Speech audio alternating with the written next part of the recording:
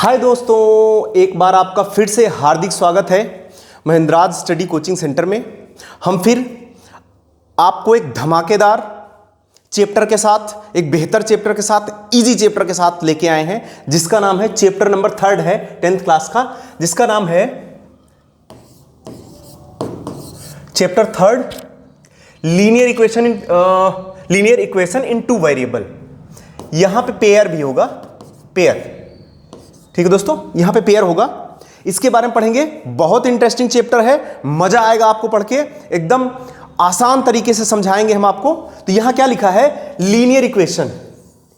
Linear equation, linear मतलब कह रहा है दोस्तों कि लीनियर इक्वेशन की बात कर रहा है जिसकी डिग्री क्या हो, जिसकी पावर क्या हो, 1 हो, जिसकी डिग्री क्या हो, 1 हो। ठीक है, वो हमारा लीनियर हो गया।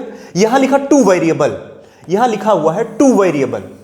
टू वेरिएबल मतलब कि 2 वेरिएबल होंगे, एक वेरिएबल हमारा होगा x और दूसरा वेरिएबल क्या होगा, y। एक वेरिएबल होगा x, दूसरा क्या होगा, y। यहां कह रहा पेयर, पेयर कह रहा, पेयर मतलब जोड़े में रहेंगे, 2 रहेंगे। किस में रहेंगे दोस्तों? 2 रहेंगे। चैप्टर का नाम है pair of linear equation in two variable. Linear means जिसकी पावर 1 रहे। टू वेरिएबल मतलब 2 वेरिएबल रहेंगे, x और y रहेंगे। पेयर मतलब जो भी रहेंगे जोड़े में रहेंगे। किस में रहेंगे दोस्तों? जोड़े में रहेंगे। ठीक है, तो पूरे चैप्टर का हमारा नाम क्या हुआ? Pair of linear equation in two variable. इसमें हम पढ़ेंगे कि method of solving the system of linear equation, किस मेथड से लीनियर इक्वेशन को हम सॉल्व करेंगे, किस तरीके से हम लीनियर इक्वेशन को सॉल्व करेंगे। पहला तरीका हमारा जो है, सबसे पहले दोस्तों यहां पे लिख दिया गया है, हमारा है ग्राफिकल मेथड। किस मेथड में है? ग्राफिकल मेथड में है। ग्राफिकल मेथड कहने का मतलब है कि हमें 2 इक्वेशन दिया होगा, उस इक्वेशन के माध्यम से हमें पता करना है कि हमारा इक्वेशन में कंसिस्टेंट है, इनकंसिस्टेंट है, इसके बारे में करना होगा। अब वो हमें पता कैसे चलेगा, वो हमें कैसे पता चलेगा, अभी बताते हैं दोस्तों। अभी से बता रहे हैं क्या क्या पढ़ेंगे हम। ग्राफिकल मेथड पढ़ेंगे, एलिमिनेशन मेथड पढ़ेंगे और सब्स्टिट्यूट मेथड पढ़ेंगे। Graphical, elimination and substitute, 3 methods के बारे में हम इस चैप्टर में पढ़ेंगे। चैप्टर नंबर हमारा कौन सा है? तीसरा है, जिसका नाम है pair of linear equation in two variable. Pair मतलब जोड़ा, 2 रहेंगे।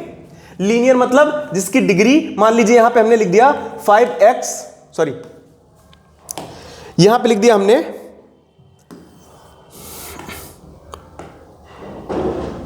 5x + 2y = का 5। तो दोस्तों यहां पे देखिए इसकी डिग्री कितनी है? 1 है। तो इसको बोला गया हमारा लीनियर इक्वेशन। क्या बोला गया इसको? लीनियर इक्वेशन बोला गया। दूसरा लिखा टू वेरिएबल, मतलब एक 2 वेरिएबल रहेंगे, एक हमारा x रहेगा और दूसरा y। तो यहां पे देखिए एक वेरिएबल हमारा x हो गया और दूसरा हमारा क्या हो गया, y हो गया। इसके बारे में पढ़ेंगे। तो देखिए दोस्तों, मैंने फिर से एक बार रिवाइज करा दे रहा हूं। हमारे चैप्टर का नाम है pair of linear equation in two variable, जिसके अंदर बताया गया है कि पेयर मतलब होता जोड़ा, 2। लीनियर मींस होता है सिंगल, जिसकी डिग्री, जिसकी पावर क्या हो, 1 हो।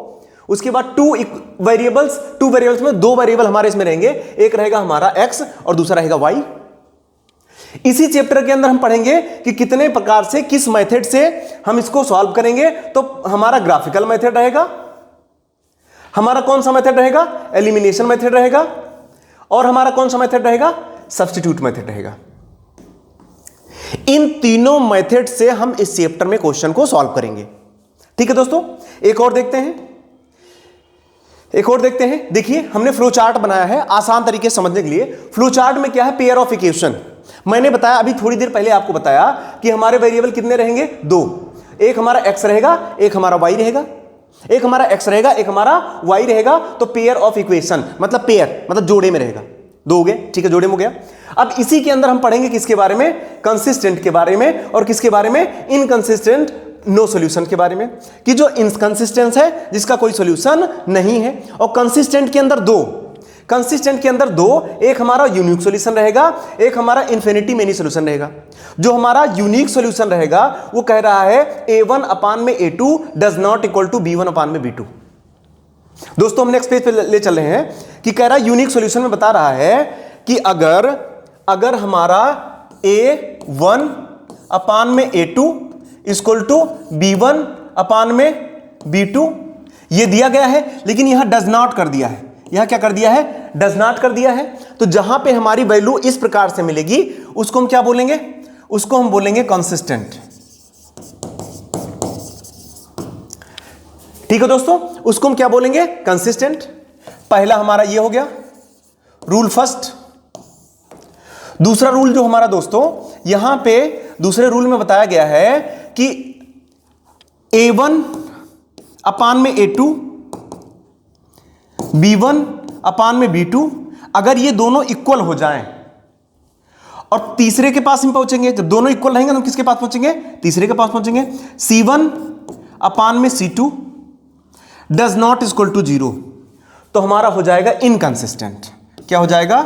इनकंसिस्टेंट। ठीक है दोस्तों, रूल नंबर हमारा थर्ड कहता है कि यदि इफ a1 अपान में a2 equal to b1 upon में b2 equal to c1 upon में c2, अगर तीनों वैल्यू बराबर हो जाए, a1 अपान में a2 इक्वल टू हो जाए b1 अपान में b2 इक्वल टू हो जाए c1 अपान में c2, तब भी हमारा क्या होगा? तब भी हमारा कंसिस्टेंट होगा। कंसिस्टेंट होगा, लेकिन होगा क्या? डिपेंडेंट। क्या होगा दोस्तों?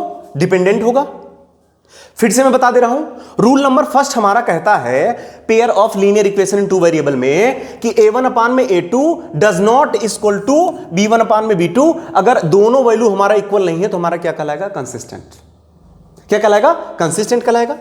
इसी को दूसरे शब्दों में किताबी भाषा में कह सकते हैं इंटरसेक्ट करेगा। ये क्या करेगा? इंटरसेक्टिंग करेगा। इंटरसेक्टिंग मतलब ऐसे इंटरसेक्ट कर रहा है। देखिए लाइन एक दूसरे क्या कर रही है? इंटरसेक्ट कर रही है। ठीक है, दूसरे में यहां पे बताया गया है कि a1 अपान में a2 b1 अपान में b2 does not equal to c1 upon में c2। ये क्या होगा? इनकंसिस्टेंट होगा। ये हमारा क्या होगा? इनकंसिस्टेंट होगा। तीसरा कह रहा है कि a1 अपान में a2 equal to b1 upon में b2 equal to c1 upon में c2। यदि है, अगर है, तब भी हमारा क्या होगा? कंसिस्टेंट होगा, लेकिन वो डिपेंडेंट होगा। पहले में एक में इंटरसेक्ट करेगा हमारा, एक में क्या करेगा? इंटरसेक्ट करेगा। एक में क्या करेगा हमारा? पैरेलल रहेगा। और तीसरे में क्या करेगा हमारा? कोइंसिडेंट मतलब कि दोनों लाइन हमारी क्या रहेगी? एक दूसरे के ऊपर ही रहेगी। यहां तक समझ में आया दोस्तों? ठीक है, हम एक बार फिर से आपको ग्राफ पे लेके चलते हैं। यह एक एग्जांपल के साथ बताते हैं आपको।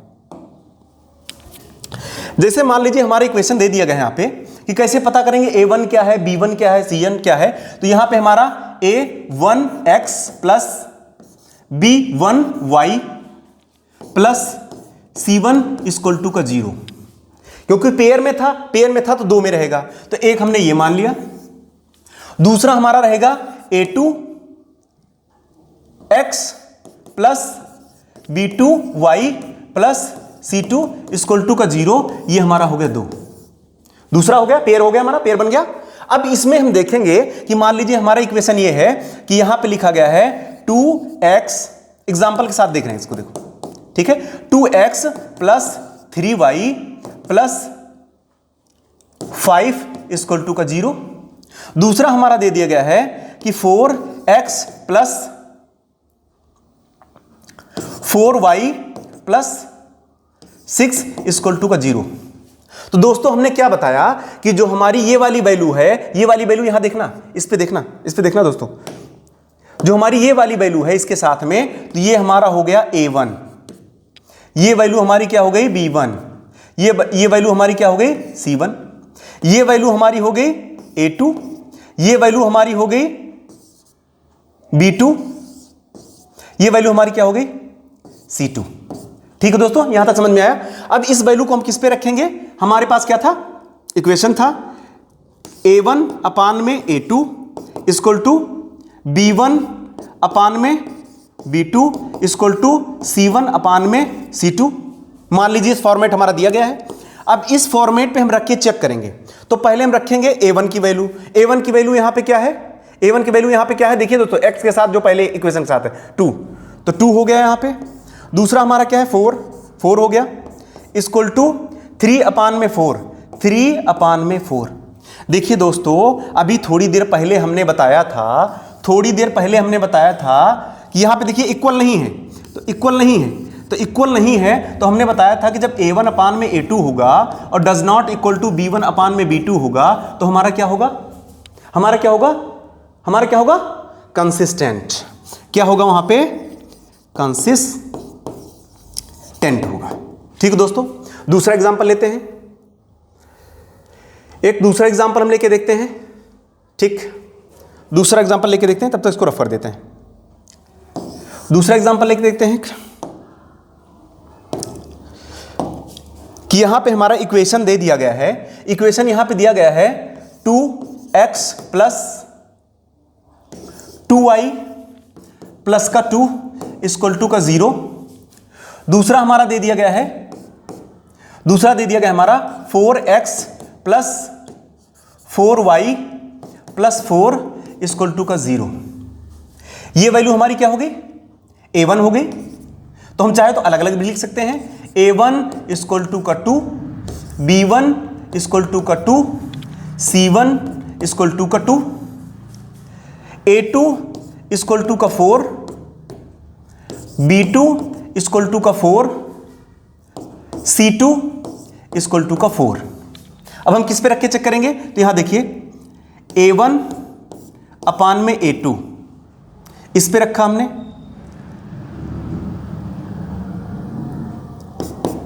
b1/b2 पहले इसको रख के चेक करेंगे। तो यहां हमने रखा 2/4 इक्वल टू 2/4। इसका मतलब दोनों वैल्यू क्या है? हमारी इक्वल है। 2 1 जा 2, 2 2 जा 4, 1/2 यहां आ गया और 1/2 यहां पे आ गया। तो जब दोनों बराबर हो गया, दोनों जब इक्वल हो गए तो हम किसके पास जाएंगे? तीसरे के पास जाएंगे। c1/c2 इक्वल टू c1/c2, इस पे जाएंगे। अच्छा, ऊपर लिख दिया, c1/c2 के पास जाएंगे। अब हम क्या करेंगे? यहां पे वैल्यू रखेंगे c की, यहां पे वैल्यू रखेंगे c1 और c2 की। तो c1 की वैल्यू कितनी है? 2, c2 की वैल्यू कितनी है? 4। तो 2 1 जा 2 और 2 2 जा 4, इक्वल हो गया हमारा। कहने का मतलब यह है कि यहां 1/2 इक्वल टू 1/2 इक्वल टू 1/2, तीनों बराबर आ गए, तीनों इक्वल आ गए दोस्तों। तो थोड़ी देर पहले हमने क्या बताया? कंसिस्टेंट रहेंगे। क्या रहेंगे? कंसिस्टेंट रहेंगे। और किस पे रहेंगे? डिपेंडेंट रहेंगे। कंसिस्टेंट रहेंगे और किस पे रहेंगे? डिपेंडेंट रहेंगे। मैं आपको फिर से एक बार दिखा दे रहा हूं कि जब तीनों वैल्यू हमारी बराबर होगी, तो क्या होगा? हमारा इन्फिनिटी मेनी सॉल्यूशन होगा। और दूसरे शब्दों में इसको हम क्या बोलेंगे? कंसिस्टेंट। मैंने क्या बता दिया कि अगर a1/a2 does not equal to b1/b2 तब भी कंसिस्टेंट है, तब भी हमारा क्या है? कंसिस्टेंट है। तभी दोस्तों हमारा क्या है? कंसिस्टेंट है। यहां देखिए कंसिस्टेंट है। और अगर हमारा a1/a2 equal to b1/b2 equal to c1/c2 तब भी हमारा कंसिस्टेंट ही है, तब भी हमारा क्या है? कंसिस्टेंट ही है। बस क्या है? a1/a2 does not equal to b1/b2 होगा, तब यूनिक सॉल्यूशन होगा। यूनिक मतलब ओनली वन। फिर लिखा है a1/a2 equal to b1/b2 equal to c1/c2। तो कह रहा इन्फिनिटी मेनी सॉल्यूशन, बहुत से सॉल्यूशन होंगे। जब दोनों ये हमारे इक्वेशन की वैल्यू रखने पर हमारी मिले तो दोनों हमारे क्या होंगे? कंसिस्टेंट। क्या होंगे? कंसिस्टेंट। लेकिन कह रहा है कि जब हमारा a1/a2 b1/b2 does not equal होगा c1/c2 तब हमारा क्या होगा? इनकंसिस्टेंट। तो दोस्तों यहां पे देखिए, मैं फिर से दिखा रहा हूं आपको। यहां पे क्या बताया गया है? तीनों वैल्यू बराबर है। तो तीनों वैल्यू बराबर है तो क्या होगा? कंसिस्टेंट होगा। लेकिन क्या होगा? क्या होगा? क्या होगा? मेनी सॉल्यूशन होगा। क्या होगा इसका? Many solution. ठीक है दोस्तों, एक बार फिर से बता दे रहे हैं। हमने इक्वेशन यहां पे लिया, इक्वेशन हमारा यहां पे देखिए 2, क्योंकि पेयर में था। एक इक्वेशन हमारा क्या हो गया? ऊपर वाला होगा 2x प्लस 3y प्लस 5, दूसरा होगा 4x प्लस 4y प्लस 6। तो हमारा यहां a1 हो गया, ये हमारा b1 हो गया, यहां भी देखते रहना दोस्तों, मैंने लिख दिया ऊपर, ये हमारा क्या हो गया c1 हो गया, दूसरा हमारा 4x हो गया प्लस 4y हो गया प्लस हमारा प्लस 6 इक्वल टू का 0 हो गया, तो हमारा a2 हो गया, b2 हो गया और c2 हो गया। हमने क्या किया, हमने वैल्यू को रखा, जब हमने वैल्यू को रखा तो देखा यहां पे कि हमारी जो है वैल्यू इक्वल नहीं आ रही है। किसकी वैल्यू इक्वल नहीं आ रही है, किसकी वैल्यू इक्वल नहीं आ रही है, हमारी वैल्यू इक्वल नहीं आ रही है, किसकी नहीं आ रही है, a1 अपान में a2, a1 अपान में a2, इसको डिवाइडेड बाय बोल सकते हो आप, अपान में a2 does not equal to b1 upon में b2। तो यहां देखिए, सेम देखिए, इन दोनों को देखिए, यहां डज नॉट इक्वल टू, तो a1 की वैल्यू यहां है, a2 की वैल्यू यहां है, b1 की वैल्यू यहां है, b2 की वैल्यू यहां है, दोनों क्या इक्वल नहीं है, तो इक्वल नहीं तो हमारा क्या हो जाएगा, कंसिस्टेंट। क्या हो जाएगा, कंसिस्टेंट। फिर हमने दो इक्वेशन यहां पे लिया, दो इक्वेशन जब हमने यहां पे लिया तो यहां पे देखिए दोस्तों, यहां पे जो वैल्यू हमारा दिखा रहा है a1 अपान में 2, b1 अपान में 2 और c1 अपान में, sorry, a1 equal to 2, b1 equal to 2, c1 equal to 2, a2 equal to 4, b2 equal to 4, c2 equal to 4। जब हमने इस पे वैल्यू रख के देखा तो यहां देखा हमारी तीनों वैल्यू क्या है, इक्वल है। तो जब इक्वल होगा तो हमारी वैल्यू क्या हो जाएगी कि इसमें क्या कहलाएगा, वो कंसिस्टेंट। लेकिन उसके सॉल्यूशन क्या होंगे, मेनी होंगे। एक लास्ट हमारा कंसेप्ट बचा हुआ है, तीसरा कंसेप्ट बचा हुआ है। तीसरा कंसेप्ट हमारा कौन सा है, ये। एक इक्वेशन फिर लेते हैं, एक इक्वेशन हमने ले लिया, कुछ भी ले लिया हमने, कि मान लीजिए x प्लस y प्लस का 2। ठीक है दोस्तों, इक्वेशन हमारा फर्स्ट हो गया, इसको हमने इक्वल टू 0, हमने इसको मान लिया फर्स्ट इक्वेशन मान लिया। दूसरा हमारा हो गया x plus y plus 3 equal to 0, इसको हमने मान लिया दूसरा इक्वेशन मान लिया। अब इसको हम रख के वैल्यूज पे देखेंगे, तो उसको रख के देखेंगे तो यहां पे देखिए a1 हमारा 1 है और b1 भी हमारा 1 है, a2 हमारा 1 है और b2 भी हमारा 1 है। लेकिन यहां पे c1 पे देखेंगे तो 2 है और c2 पे देखेंगे तो 3 है। रखते हैं इस पे दोस्तों। तो पहले a1 की वैल्यू हमने रखी, a1 की वैल्यू हमारी क्या होगी, 1/1 होगी। b1 की देखते हैं तो v1 इक्वल टू v2 1/1।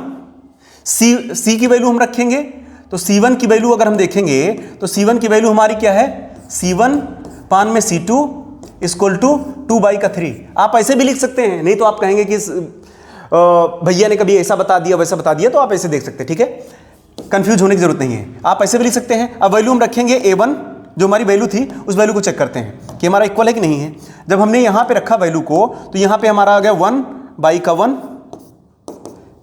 1/1। दो तो हमारा इक्वल हो गया, दो तो इक्वल हो गया, तो दो इक्वल हो गया तो किसके पास चलेंगे, तीसरे के पास चलेंगे। यहां पे हमने रखा 2/3। तो यहां देखिए दोस्तों, पहला और दूसरा हमारा बराबर हो गया और तीसरा बराबर नहीं हुआ, इक्वल नहीं हुआ, तो डज नॉट हो गया। इसको क्या लिखेंगे, इनकंसिस्टेंट, इनकंसिस्टेंट। जबकि हमारा फार्मूला क्या था, जो हमारा वहां पे था, a1 अपान में a2 बराबर रहेगा b1 अपान में b2 does not equal to c1 upon में c2। तब हमारा क्या होगा, इनकंसिस्टेंट होगा। तो देखिए दोस्तों, वही आया कि नहीं, वही आया हमारा कि नहीं आया दोस्तों, वही आया ना। कंसेप्ट आपको समझ में आया, कंसेप्ट आपको समझ में आया। तो नेक्स्ट वीडियो में हम स्टार्ट करेंगे चैप्टर, और पहला पढ़ेंगे 3.1 में, जिसमें हम पढ़ेंगे ग्राफिकल मेथड।